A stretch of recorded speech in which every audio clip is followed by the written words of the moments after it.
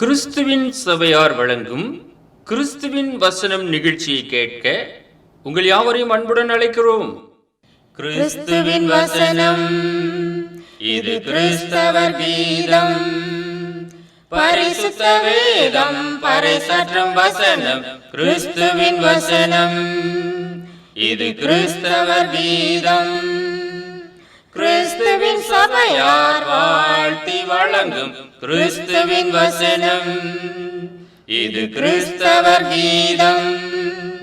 கிறிஸ்துவின் வசனம், கிறிஸ்துவின் வசனம், கிறிஸ்துவின் வசனம். வேதாகம செய்தி நேரத்திற்கு வரவேற்கிறோம். Welcome to the Bible message of. தொலைக்காட்சி நேயர்களாகி உங்கள் யாவரையும் நம்முடைய ஆண்டவராய் இயேசு கிறிஸ்துவின் பரிசுத்தமான நாமத்தில் வாழ்த்தி வரவேற்பதிலே மிகுந்த மகிழ்ச்சி அடைகிறோம். இன்றைய நாள் கர்த்தருடைய செய்தி வேளையில் விருப்பம், டிசையர், நம்முடைய விருப்பம் ஒன்று இருக்கிறது. அந்த விருப்பத்தை நாம் நிறைவேற்ற ஆசைப்படுகின்றோம். கர்த்தருடைய விருப்பத்தை நாம் நிறைவேற்ற வேண்டும். பரிசுத்த வேதாகமம் அதை குறித்து சொல்லுகிறது. கர்த்தர் நம்முடைய விருப்பத்தை நிறைவேற்ற வல்லவராக இருக்கின்றார். சங்கீதம் 145 19வது வசனத்துக்கு நம்முடைய கவனத்தை செலுத்துவோம். அவர் தமக்கு பயந்தவர்களுடைய விருப்பத்தின்படி செய்து அவர்கள் கூப்பிடுதலை கேட்டு அவர்களை இரட்சிக்கிறார். He will fulfill the desire of them that fear him. He also will hear their cry and he will serve them. கர்த்தர் யாரெல்லாம் பயப்படுகிறார்களோ அவர்களுடைய விருப்பத்தின்படி அவர் செய்கிறாராம். நாம் தேவனுக்கு பயப்பட வேண்டும். அப்போதுதான் நம்முடைய விருப்பத்தை அவர் நிறைவேற்றுவார். இன்றைக்கு தேவனுக்கு பயப்படுகிற பயம் ஜனங்கள் மத்தியிலே குறைவாக இருக்கின்றது. முற்பிதாக்களின் காலத்திலே தேவனுக்கு பயந்திருந்தார்கள். அவருடைய விருப்பத்தை பிதாவாகிய தேவன் நிறைவேற்றினார். இன்றைக்கு நாமும் அந்த விதமாக கர்த்தருக்கு பயப்படுகிற பயத்திலே நாம் வாழ்வோம் என்றால் நம்முடைய விருப்பம் நிறைவேற்றப்படும். அவர்கள் கூப்பிடுதலை கேட்டு அவர்களை இரட்சிக்கிறார் என்று பரிசுத்த வேதம் சொல்லுகிறது. அவருடைய ஜெபம் கேட்கப்படுகிறது. அவர்களை காப்பாற்றுகிற தேவனாக அவர் இருக்கின்றார். மத்தேயு எழுதின சுவிசேஷம் 15வது அதிகாரம் 28வது வசனத்திலே கானானிய ஸ்திரியை பற்றி நாம் படிக்கிறோம். இயேசு அவளுக்கு பிரதியுத்தரமாக, ஸ்திரியே, உன் விசுவாசம் பெரிது, நீ விரும்புகிறபடி உனக்கு ஆக கடவுது என்றார். அந்நேரமே அவள் மகள் ஆரோக்கியமானாள். இந்த கானானிய ஸ்திரியினுடைய விசுவாசம் பெரிய விசுவாசமாக இருந்தது. கர்த்தரே சொல்லுகிறார், உன் விசுவாசம் பெரிது, நீ விரும்புகிறபடி உனக்கு ஆக கடவுது. தன்னுடைய மகள் சுகமாக வேண்டும். அதற்காக ஆண்டவருடைய சமூகத்தை விட்டு எடுபடாமல் அமர்ந்திருந்தாள். ஆண்டவர் சொல்லுகிறார், பிள்ளைகளின் அப்பத்தை எடுத்து நாய்க்குட்டிகளுக்கு போடுகிறது நல்லதல்ல என்று சொல்லுகிறார். ஆண்டவரே, பிள்ளைகள் திங்கும்போது அதனுடைய துணிக்கைகளை நாய்க்குட்டிகள் தின்னுமே என்று சொல்லுகிறார். எனக்கு அந்த ஆசீர்வாதத்தையாவது கொடுங்கள் என்று சொல்லி அவள் கேட்கின்றாள். அன்பானவர்களே, யாராவது இவ்வளவு தூரம் பொறுமையாக இருப்பார்களா?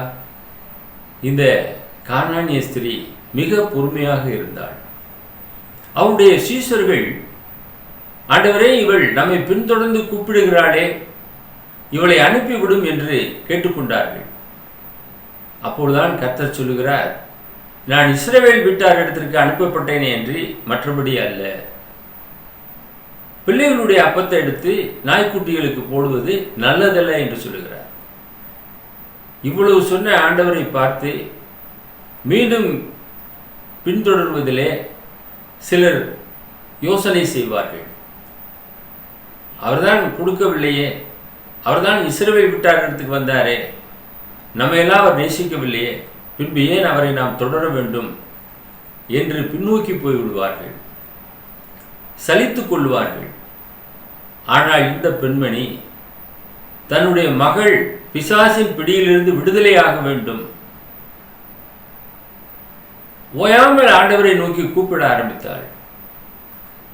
அது மாத்திரமல்ல, ஆண்டவரோடு கூட பேசுகிறாள். அந்த சிந்தக்கூடிய ஒரு ஆசீர்வாதத்தையாவது எனக்கு கொடும் ஆண்டவரே என்று கேட்கிறார். உடனே ஆண்டவர் சொல்லுகிறார், உன் விசுவாசம் பெரிது, நீ விரும்புகிறபடி உனக்கு ஆக கடவுது. அந்நேரமே அவள் மகள் ஆரோக்கியமானாள். எத்தனை அற்புதமான காரியம்! அற்புத கர்த்தர் அவர். அவருடைய சமூகத்துக்கு பயந்து அவள் கடந்து செல்கிறாள். அந்த பயந்ததனுடைய ஆசீர்வாதம், அவளுடைய மகள் ஆரோக்கியமானாள். நீங்கள் கர்த்தருக்கு பயப்படுகிற பயத்திலே நீடித்திருப்பீர்கள் என்றால் உங்களுடைய விருப்பத்தை அவர் நிறைவேற்ற வல்லவராக இருக்கிறார்.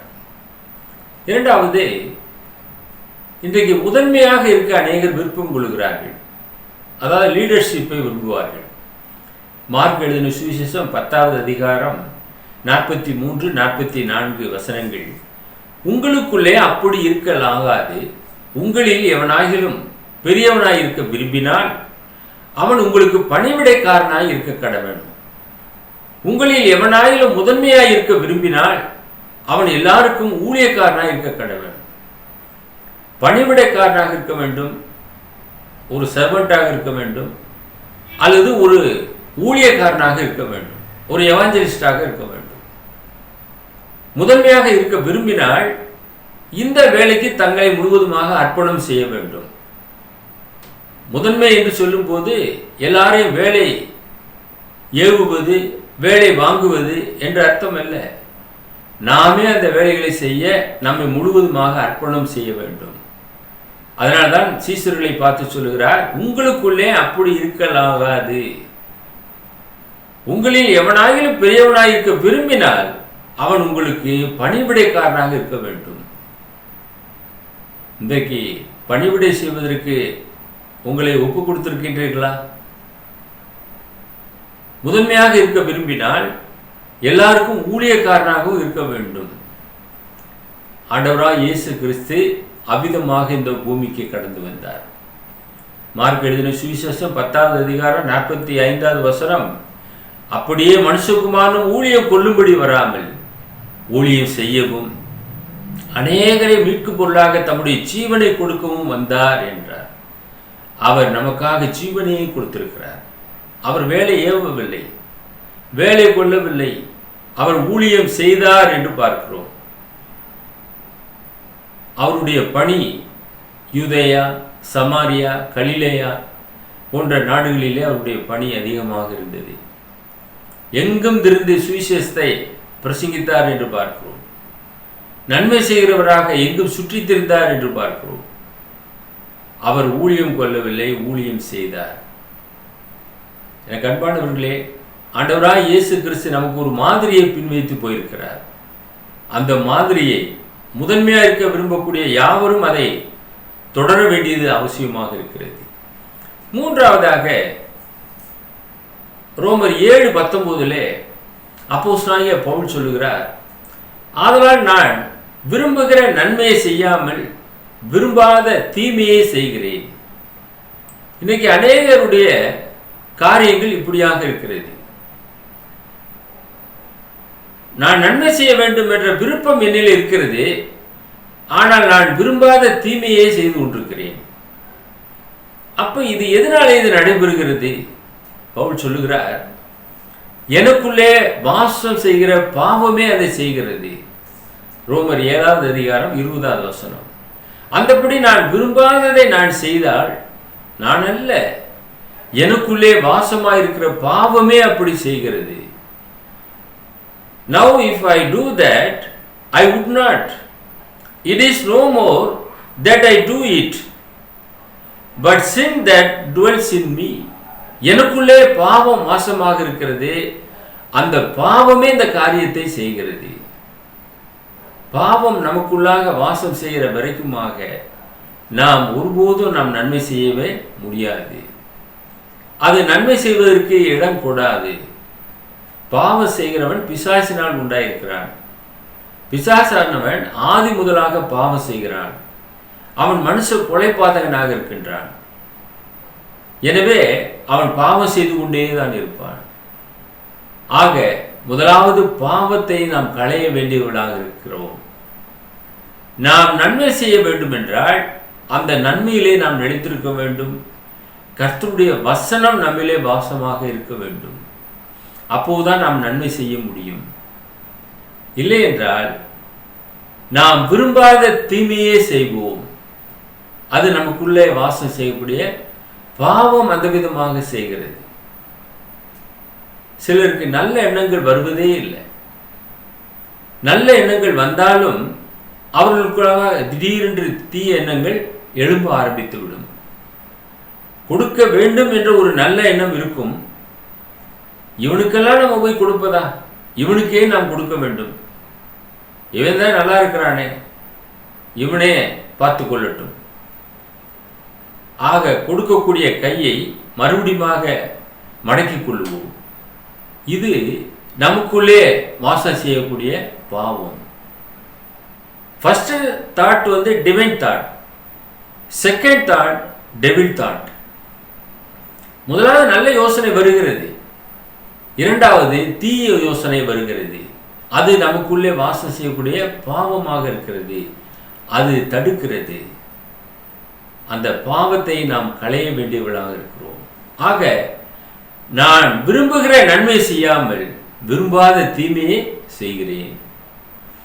நான்காவதாக நாம் பார்க்கும்போது ஒரு சோம்பேறியை பற்றி பரிசுத்த வேதாகமம் சொல்லுகிறது. சோம்பேறி அந்த ஆத்துமா விரும்பியும் ஒன்றும் பெறாது. ஜாக்கிரதை உள்ளவர்களுடைய ஆத்துமாவோ புஷ்டியாகும். நீதிமொழிகள் 13:4 நாம் பார்க்கிறோம். அவனுடைய ஆத்மா நிறைய ஆசைப்படுகிறது, ஆனால் ஒன்றுமே பெறாது. ஏனென்றால் அவனுக்கு வேலை செய்ய மனதில்லை. சோம்பலாக இருக்கிறவர்கள் வேலை செய்ய மாட்டார்கள், எப்பொழுதும் சோம்பேறித்தனமாக உட்கார்ந்திருப்பார்கள். அவருடைய ஆத்மா விரும்பியும் ஒன்றுமே பெறாது. ஆனால் ஜாக்கிரதை உள்ளவருடைய ஆத்மாவோ புஷ்டியாகும் என பரிசுத்த வேதம் சொல்லுகிறது. நீதிமொழிகள் 21:25 நாம் வாசிக்கிறோம். சோம்பேறியின் கைகள் வேலை செய்ய சம்மதியாததினால் அவன் ஆசை அவனை கொல்லும். நிறைய ஆசை இருக்கிறது, ஆனால் ஒன்றுமே கைக்கு வராது. அனுதினமும் சாவான் சோம்பேறி, பார்த்து பார்த்து சாவான். காரணம், அவன் கைகள் வேலை செய்ய சம்மதிப்பதில்லை. வேதம் சொல்லுகிறது, ஒருவன் வேலை செய்ய மனதில்லாதிருந்தால் அவன் சாப்பிடவும் கூடாது. ஏனென்றால் அவனுக்கு வேலை செய்யறதுக்கு மனதில்லையே. பிறகே நீ சாப்பிடணும், நீ சாப்பிட வேண்டாம், அப்படியே உட்கார்ந்துரு. ஆக வேலை செய்கிறவர்கள் தான் சாப்பிட வேண்டும் என்று வேதமே கட்டளையிட்டிருக்கிறது. அன்பானவர்களே, நாம் சிந்திக்க வேண்டியவர்களாக இருக்கின்றோம். தொடர்ந்து நாம் பார்க்கும்போது ஐந்தாவதாக நாம் என்ன தியானிக்கிறோம் என்றால், மத்தேயு 16வது அதிகாரம் 24வது வசனம். அப்பொழுது இயேசு தம்முடைய சீஷர்களை நோக்கி, ஒருவன் என்னை பின்பற்றி வர விரும்பினால் அவன் தன்னைத்தான் வெறுத்து தன் சிலுவையை எடுத்துக்கொண்டு என்னை பின்பற்ற கடவன். இன்னைக்கு விருப்பம் இருக்கிறது அநேகருக்கு, நல்லதுதான். ஆனால் அந்த விருப்பத்தோடு நாம் இயேசுவை எப்படி பின்பற்றுகிறோம்? இயேசு சொல்லுகிறார், முதலாவது தன்னைத்தான் வெறுக்க வேண்டும் என்று சொல்லுகிறார். உன்னை நீயே முதலாவது வெறுக்க வேண்டும். பின்பு தன்னுடைய சிலுவையை எடுத்துக்கொண்டு என்னை பின்பற்றி வா. தன் சிலுவை என்று சொல்லும்போது நம்முடைய பாடுகள், நமக்கு எத்தனையோ பாடுகள், பிரச்சனைகள், போராட்டங்கள் இருக்கிறது. இவைகளோடு தான் நாம் இயேசுவை பின்தொடர வேண்டும். நான் இயேசுவை பின்பற்றுவதனாலே எனக்கு சகல ஆசீர்வாதமும் மாயஜாலமாக வந்துவிடாது. பிரச்சனைகள் எல்லோருக்குமே இருக்கும், போராட்டங்கள் நிச்சயமாக இருக்கும். அவரோடு கூட பாடுபட்டோம் என்றால் அவரோடு கூட ஆளுகையும் செய்வோம். ஆக பாடுகள் உண்டு. ஆக தன் சிலுவையை எடுத்துக்கொண்டு என்னை பின்பற்ற கடவன். ஆண்டவராகிய இயேசு கிறிஸ்து யாரையும் இந்த இடத்துல ஏமாற்றவில்லை. விரும்பினாள் என்று சொல்லுகிறார். தம்முடைய சீஷர்களை நோக்கி, ஒருவன் என்னை பின்பற்றி வர விரும்பினாள். யாரை அவர் கட்டாயப்படுத்தவில்லை. உனக்கு விருப்பம் இருந்தால், நீ விரும்பினாள், நீ முதலாவது என்ன செய்ய வேண்டும்? உன்னை நீ முதலாவது வெறுக்க வேண்டும். நான் ஒரு பெரிய நபர் அல்ல, நான் ஒரு ஹீரோ அல்ல, நான் ஒரு ஜீரோ என்று சொல்ல வேண்டும். அப்படி சொல்லி முழுவதுமாக ஆண்டவருடைய சமூகத்திலே உங்களை அர்ப்பணம் செய்ய வேண்டும். அப்படி சிலுவையை எடுத்துக்கொண்டு அவனுடைய பாடுகளோடு கூட அவரை பின்பற்ற வேண்டும் என்று இயேசு சொல்கிறார். மத்தேயு 16:25 சொல்கிறது, தன் ஜீவனை ரட்சிக்க விரும்புகிறவன் அதை இழந்து போவான். யார் ஒருவன் தன்னுடைய ஜீவனை காக்க வேண்டும் என்று விரும்புகிறானோ அவன் இழந்து போவான். என் நிமித்தமாக தன் ஜீவனை இழந்து போகிறவன் அதை கண்டடைவான். அந்த ஜீவனை நாம் பெற்றுக்கொள்ள முடியும். நீங்கள் பெற்றுக்கொள்ள ஆயத்தமாக இருக்கின்றீர்களா? நாம் நம்முடைய ஜீவனை காப்பாற்ற ஆசை கொள்வோம் என்றால் அதை நாம் எழுந்து போய்விடுவோம். ஒரு பெரிய ஐஸ்வர்யவான், ஆத்துமாவே உனக்காக அநேக பொருட்கள் சேர்த்து வைக்கப்பட்டிருக்கிறது, பூரிப்பு சந்தோஷமாயிரு என்று சொல்லி களஞ்சியங்கள்லாம் இடித்து பெரிதாக கட்டினான். உன்னுடைய ஆத்மா என்ற ராமலே எடுத்துக்கொள்ளப்படும், அப்பொழுது நீ சேகரித்தவைகள் யாருடையதாகும் என்று கேட்டார். அவன் ஒரு மதிகேடனாக இருந்தான். அவனுடைய ஆத்மா பாதாளத்திலே வேதனை கொண்டது, அதை இழந்தான். ஆனால் சுவிசேஷத்தின் நிமித்தமாக, இயேசுவின் நிமித்தமாக தன் ஜீவனை இழந்து போகிறவன் அதை கண்டடைவான். ஸ்தேவான் அற்புதமான ஒரு சுவிசேஷகன், ஊழியக்காரன். முதல் நூற்றாண்டு சபையிலே அப்போஸ்தலர்களாலே தேர்வு செய்யப்பட்ட 7 பேரிலே ஒருவனாக இருந்தான். அவன் ஒரு பெரிய பிரசங்கத்தை செய்தான். ஆபிரகாம் துவங்கி அவன் மீது யூதர்கள் கல்லால் அடித்து அவனை கொலை செய்து போட்டார்கள். இயேசுவே என்று சொல்லி ஜீவனை விடுகிறான். இயேசுவானவர் தேவனுடைய வலது வாரிசத்திலே நிற்கிறவதை காண்கிறேன் என்று சொல்லுகிறான் ஸ்தேவான்.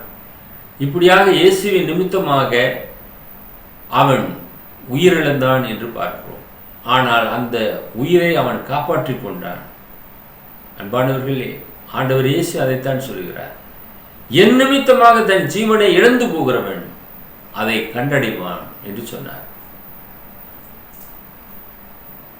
மேலே நாம் பார்க்கிறோம் யோவான் 4:23 ஆறாவதாக, உண்மையாய் தொழுது கொள்ளுகிறவர்கள் பிதாவை ஆவியோடும் உண்மையோடும் தொழுது கொள்ளும் காலம் வரும்.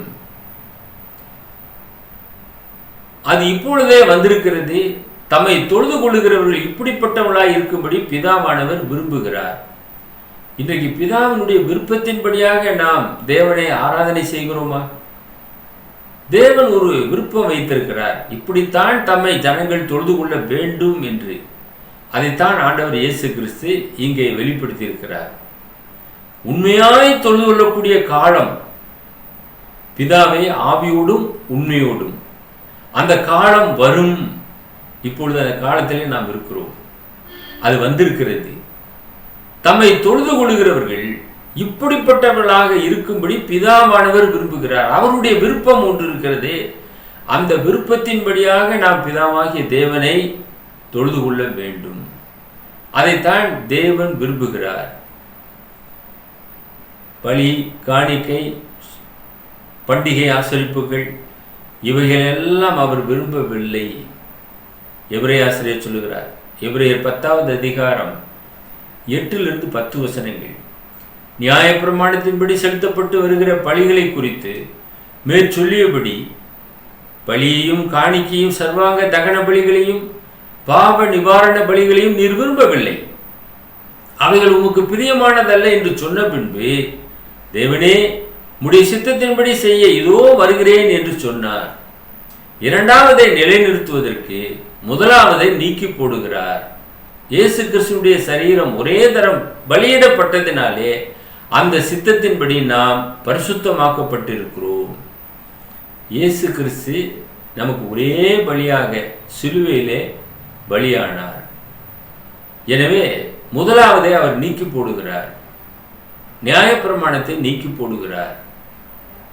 அந்த மேற்சொல்லிய பலி, காணிக்கை, சர்வாங்க தகன பலி, பாவ நிவாரண பலி இவைகளை அவர் விரும்பவில்லை. தேவனே, இதோ உம்முடைய சித்தத்தின்படியாக வருகிறேன் என்று சொன்னவர் ஆண்டவராய் இயேசு கிறிஸ்து. அவர் ஒரே தரம் பலியிடப்பட்டதினாலே அந்த சித்தத்தின்படி நாம் பரிசுத்தமாக்கப்பட்டவர்களாக இருக்கிறோம். நாம் ஒவ்வொரு நாளும் பலி செலுத்த வேண்டிய அவசியம் இல்லை. நியாயப்பிரமாணத்தின்படி குற்ற உணர்வு உள்ளவர்களாகவே அவர்கள் வாழ்ந்தார்கள். நியாயப்பிரமாணமானது ஒருவரையுமே பூர்ணப்படுத்தவில்லை. எனவே இரண்டாவதை நிலைநிறுத்துவதற்கு முதலாவதை நீக்கி போடுகிறார். இப்பொழுது புதிதும் ஜீவனுமான ஒரு மார்க்கத்தை நமக்கு உண்டு பண்ணி வைத்திருக்கிறார். அந்த மார்க்கத்திலே நாம் நிலைத்திருக்கிறோம். அந்த மார்க்கத்தின்படியாக நாம் பிதாவாகிய தேவனை நாம் தொழுது கொள்கிறோம். அன்றைக்கு சாலமோன் கட்டின தேவாலயத்திலே நாம் போய் தொழுது கொள்வதில்லை. எங்கும் பிதாவை தொழுது கொள்ளக்கூடிய காலம் வரும் என்று சொன்னார். எல்லா தேசங்களிலுமே இயேசுவின் நாமத்தினாலே எங்கே 2-3 பேர் கூடி தொழுது கொள்கிறார்களோ அங்கே அவருடைய பிரசன்னம் இருக்கிறது. அது அவருடைய சபையாக இருக்கிறது. அந்த விண்ணப்பத்தை அவர் கேட்கக்கூடியவராக இருக்கிறார். அந்த தொழுகையின் விருப்பத்தை பிதாவாகிய தேவன் ஆசீர்வதிக்கிறார். அதுதான் புதிய ஏற்பாட்டினுடைய போதனையாக இருக்கிறது என்று பரிசுத்த வேதத்திலே நாம் பார்க்கிறோம். ஏழாவதாக நாம் பார்க்கும்போது, தேவனே விருப்பத்தையும் செய்கையும் உங்களிலே உண்டு பண்ணக்கூடியவராக இருக்கிறார். பிலிப்பியர் 2வது அதிகாரம் 13வது வசனம். ஏனெனில் தேவனே தம்முடைய தயவுள்ள சித்தத்தின்படி விருப்பத்தையும் செய்கையும் உங்களில் உண்டாக்குகிறவராய் இருக்கிறார். It is God who works in you both to will and to work for his good pleasure. அவருடைய சித்தத்தின்படியாக காரியங்களை செய்கிறார். அதை உங்களிலே உண்டாக்குகிறார். தேவன் என்ன விரும்புகிறாரோ அந்த விருப்பத்தை நம்மை வைத்து பயன்படுத்துகிறார் என்று பரிசுத்த வேதம் சொல்லுகிறது. அவருடைய விருப்பம் என்ன? அதை நீங்கள் நானும் நிறைவேற்ற வேண்டும். ஆண்டவராய் இயேசு கிறிஸ்து உம்முடைய சித்தத்தின்படியாக என்று ஜெபம் பண்ணுகிறார். அங்கே சிலுவைக்கு போகும் மட்டுமாக அவருடைய சித்தம் செய்கிறவராக தம்மை முழுவதுமாக ஒப்பு கொடுத்தார். இந்த பாத்திரம் என்னை விட்டு நீங்க கூடுமானால் நீங்கும்படி செய்தள்ளும், உம்முடைய சித்தத்தின்படி ஆக கடவுது என்று சொல்லுகிறார். என்னுடைய விருப்பத்தின்படி அல்ல என்று சொல்லுகிறார். இன்றைக்கு நீங்களும் நானும் பிதாவின் சித்தத்தை நாம் நிறைவேற்ற வேண்டும். நிறைவேற்றுவதற்காக பிதாவாகிய தேவன் நம்மை ஆண்டவராய் இயேசு கிறிஸ்துக்குள்ளாக தேர்வு செய்திருக்கிறார். எதற்காக? நற்காரியங்களை செய்வதற்காக நாம் கிறிஸ்து இயேசுக்குள்ளாக சிருஷ்டிக்கப்பட்டவர்களாக இருக்கிறோம். மீண்டுமாக நாம் உருவாக்கப்படுகிறோம். பழைய ஆதாம் மரித்து போய் விடுகிறான். பிந்தின ஆதாம் ஆண்டவராய் இயேசு கிறிஸ்து, அவருக்குள்ளாக கிறிஸ்துக்குள்ளாக ஒரு புது சிருஷ்டியாக நாம் உருவாக்கப்படுகிறோம். ஒருவன் கிறிஸ்துக்குள் இருந்தால் புது சிருஷ்டியாக இருக்கிறான். பழையவைகள் ஒளிந்து போயின, எல்லாம் புதிதாயின. எதற்காக? அவரை போல ஒரு நல்ல காரியங்களை இந்த பூமியிலே செய்ய வேண்டும் என்பதற்காக உருவாக்குகிறார். அதுக்கு தான் நாம் கிறிஸ்துவை தரித்துக் கொள்கிறோம். கிறிஸ்துவை தரித்துக் கொள்வது ஒரு மதம் மாறுவது அல்ல, முழுவதுமாக மனம் மாற்றம், பாவத்திலிருந்து விடுதலை, நற்கிரியைகளை செய்வதற்கு தேவன் நம்மை உருவாக்குகிறார். எபேசியர் 2வது அதிகாரம் 10வது வசனம். ஏனெனில் நற்கிரியைகளை செய்கிறதற்கு நாம் கிறிஸ்து இயேசுவுக்குள் சிருஷ்டிக்கப்பட்டு தேவனுடைய செய்கையாய் இருக்கிறோம். அவைகளில் நாம் நடக்கும்படி அவர் முன்னதாக அவைகளை ஆயத்தம் பண்ணி இருக்கிறார். நற்கிரியைகளை நாம் செய்ய வேண்டுமா? அதற்குத்தான் கிறிஸ்து இயேசுவுக்குள்ளாக சிருஷ்டிக்கப்படுகிறோம், மறுபடியுமாக உருவாக்கப்படுகிறோம். ஆதாம் சிருஷ்டிக்கப்பட்டான். மண்ணிலிருந்து பிதாவாகிய தேவன் ஆதாமை சிருஷ்டித்தார், உருவாக்கினார். ஜீவ சுவாசத்தை அவன் நாசியில ஊதினார். மனுஷன் ஜீவ ஆத்மா ஆவானான். இன்றைக்கு கிறிஸ்து இயேசுவுக்குள்ளாக பரிசுத்த ஆவியானவருடைய உதவியோடு கூட நாம் உருவாக்கப்படுகிறோம், சிருஷ்டிக்கப்பட்டு தேவனுடைய செய்கையாக இருக்கிறோம். அவைகளில் நாம் நடக்கும்படி அவர் முன்னதாக அவைகளை ஆயத்தம் பண்ணியிருக்கிறார். இது தேவனுடைய அனந்த ஞானம், தேவனுடைய திட்டம். இவைகளை நீங்கள் நானும் புரிந்து கொள்ள வேண்டும். நான் எதற்காக நான் ஒரு கிறிஸ்தவனாக இருக்கின்றேன்? அவரை போல நான் நற்கிரியைகளை செய்ய வேண்டும். இயேசு கிறிஸ்து எங்கும் நன்மை செய்கிறவராக சுற்றித் திரிந்தார். அவருடைய சமூகத்திற்கு சென்றவர்களை அவர் வெறுமனை அனுப்பிவிடவில்லை, அவர்களை ஆசீர்வதித்தார். அவரிடத்தில் போன அனைவருமே சுகமாக்கப்பட்டார்கள். ஒருவரும் பின்னிட்டு போகவில்லை. எல்லோருமே நல்ல ஆசீர்வாதங்களோடு அவர்கள் கடந்து சென்றார்கள். ஆண்டவராய் இயேசு கிறிஸ்து நன்மை செய்கிறவராய் இருந்ததைப் போல இன்றைக்கு நீங்களும் நானும் நற்கிரியைகளை செய்வதற்காக கிறிஸ்து இயேசுக்குள்ளாக சிருஷ்டிக்கப்பட்டிருக்கிறோம். அன்பான சகோதரனே, சகோதரியே, தொலைக்காட்சி நேயரே, இன்றைக்கு விருப்பத்தை பற்றி நாம் தியானம் செய்தோம். கர்த்தர் தமக்கு பயந்தவருடைய விருப்பத்தின்படி செய்கிறாராம். இரண்டாவது, உங்களில் முதன்மையாக இருக்க விரும்புகிறவன் ஊழியக்காரனாக இருக்க கடவன் என்ற காரியத்தை தியானம் செய்தோம். நான் விரும்புகிற நன்மையை செய்யாமல் விரும்பாத தீமையை செய்கிறேன், அப்படி என்றால் எனக்குள்ளே பாவம் வாசமாக இருக்கிறது என்று பவுல் உணர்த்துகிறார். நான்காவதாக, சோம்பேறி விரும்பினாலும் ஒன்றும் அவன் பெற்றுக்கொள்ள மாட்டான் என்று பார்த்தோம். ஐந்தாவதாக இயேசு சொல்லுகிறார், ஒருவன் என் பின்னே வர விரும்பினால் அவன் முதலாவது தன்னைத்தான் வெறுத்து தன் சிலுவை எடுத்துக்கொண்டு என்னை பின்பற்ற கடவன் என்று சொல்லுகிறார். ஆறாவதாக, பிதாவினுடைய விருப்பம் உண்மையாக தொழுது கொள்ளுகிறவர்கள் இப்படியாக தொழுது கொள்ள வேண்டும் என்று பிதாவானவர் விரும்புகிறார். எங்கும் பிதாவை தொழுது கொள்ளக்கூடிய காலத்தில் இருக்கிறோம். அவர் ஆவியாக இருக்கிறார். ஆவிக்குரிய தேவனை ஆவியோடும் உண்மையோடும் நாம் தொழுது கொள்ள வேண்டும். ஒரு உருவத்தை வைத்து அல்ல. ஆவியானவருக்கு நாம் ஒரு உருவத்தை கொடுக்க முடியாது. எனக்கு ஒப்பாக யாதொரு சொரூபத்தை ஆகிலும் நீங்கள் உண்டாக்கவே வேண்டாம் என்ற ஒரு கட்டளையை நாம் பார்க்க வேண்டியது அவசியமாக இருக்கிறது. ஏழாவதாக, தேவனே விருப்பத்தை செய்யும் உங்களில் உண்டாக்கக்கூடியவராக இருக்கிறார். அந்த செய்கைகளுக்கு உங்களை முழுவதுமாக ஒப்புக்கொடுங்கள். தேவனுடைய சித்தம் செய்ய உங்களை அர்ப்பணம் செய்யுங்கள். கர்த்தருடைய வேத வசன ஆலோசனையின்படியாக உங்களை ஒப்புக்கொடுங்கள். நீங்கள் தேவனுக்கு பயப்படும் போது உங்களுடைய விருப்பத்தை கர்த்தர் நிச்சயமாக நிறைவேற்றுவார். அந்த நம்பிக்கையோடு கூட தேவனுடைய சமூகத்திலே காத்திருங்கள். நாங்கள் உங்களுக்காக வாரத்தோடு ஜெபம் பண்ணுகிறோம். எங்களை நேசித்து வழிநடத்துகிற பரலோகத்தின் பிதாவே, நாங்கள் விரும்புகிற காரியம் உம்மாலே கைகூடும் என்ற ஒரு நம்பிக்கையோடு கூட நாங்கள் இருக்கிறோம். உமக்கு பயப்படுகிற பயத்தோடு கூட இருக்கும்போது எங்களுடைய விருப்பத்தை நீர் நிறைவேற்ற வல்லவராக இருப்பதற்காக ஸ்தோத்திரம். இந்த நிகழ்ச்சியை பார்த்து கொண்டிருக்கிற அருமையான நேயர்கள் உம்முடைய சித்தத்தின்படியாக இந்த உலகத்திலே வாழ்ந்து உம்முடைய விருப்பத்தை நிறைவேற்றக்கூடியவர்களாக அவர்கள் ஜீவனம் பண்ணத்தக்கதாக உம்முடைய வல்லமையுள்ள வசனத்தினாலே அவர்களை பொறுப்படுத்தி வழிநடத்திட வேண்டுமாய் இயேசுவின் வெளியேறு பெற்ற நாமத்தில் இந்த ஜெபத்தை தாழ்மையோடு ஏறெடுக்கிறோம் எங்கள் பரலோகத்தின் பிதாவே, ஆமென். தன் ஜீவனை ரட்சிக்க விரும்புகிறவன் அதை இழந்து போவான். கிறிஸ்துவின் நிமித்தமாக தன் ஜீவனை இழக்கிறவன் அதை கண்டடைவான். Whosoever will save his life shall lose it, and whosoever will lose his life for Christ's sake shall find it. Amen. 809 Email address urgentandglory@gmail.com. View our The Word of Christ program on YouTube channel. May God bless you all.